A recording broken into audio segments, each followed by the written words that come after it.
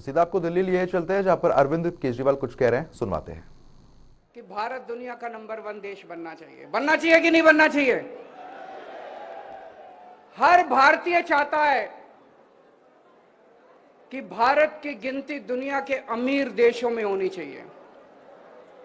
हर भारतीय चाहता है कि भारत एक शक्तिशाली राष्ट्र, हर भारतीय चाहता है कि भारत सर्वश्रेष्ठ राष्ट्र बने। दोस्तों, भारत एक महान देश है।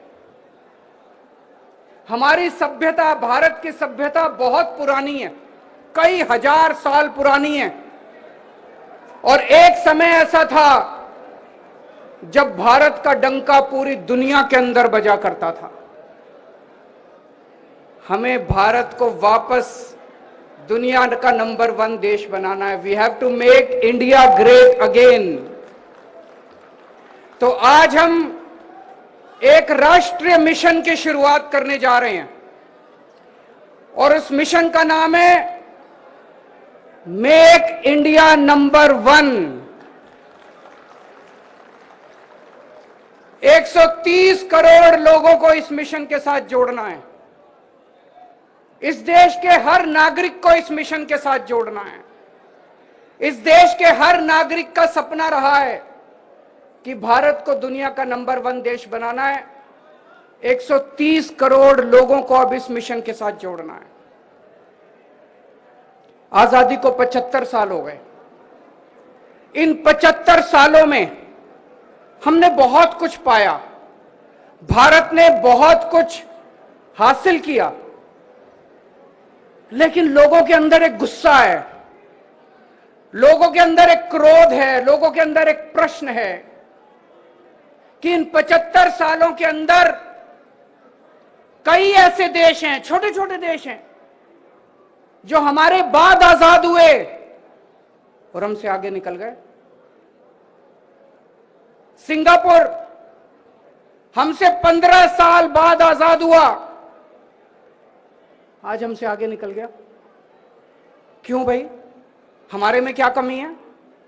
जापान, द्वितीय विश्व युद्ध के अंदर, सेकेंड वर्ल्ड वॉर के अंदर जापान तहस नहस हो गया था। हिरोशिमा और नागासाकी के ऊपर बम, न्यूक्लियर बम पड़े थे।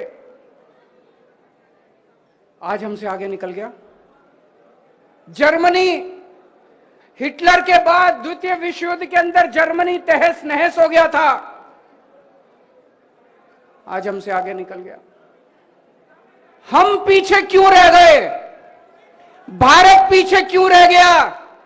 आज भारत का हर नागरिक ये पूछ रहा है, भारत का हर नागरिक गुस्से में है, भारत का हर नागरिक क्रोध में है कि हम पीछे क्यों रह गए।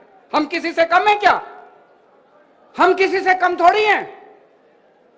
भारत के लोग दुनिया के सबसे इंटेलिजेंट लोग हैं, भारत के लोग सबसे मेहनती लोग हैं, भारत के लोग दुनिया में सबसे बेस्ट लोग हैं।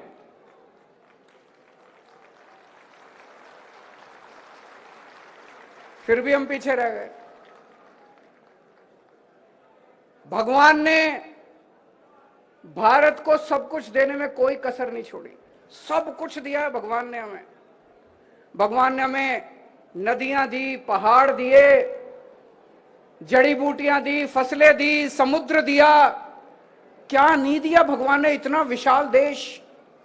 और जब भगवान ने इंसान पैदा किया तो सबसे इंटेलिजेंट लोग भगवान ने इंडिया में पैदा किया। फिर भी हम पीछे रह गए। फिर हम पीछे क्यों रह गए? भारत आखिर पीछे क्यों रह गया? दोस्तों, अगर इनके भरोसे छोड़ दिया, इन पार्टियों और इन नेताओं के भरोसे छोड़ दिया, तो अगले 75 साल और पीछे रह जाएंगे। इनमें से किसी को अपना परिवार प्यारा है, इनमें से किसी को अपना दोस्त प्यारा है, किसी को भ्रष्टाचार करना है, किसी को देश लूटना है। इन 75 साल में इन्होंने अपने घर भरने के और अपने दोस्तों के घर भरने के सिवा कुछ नहीं किया।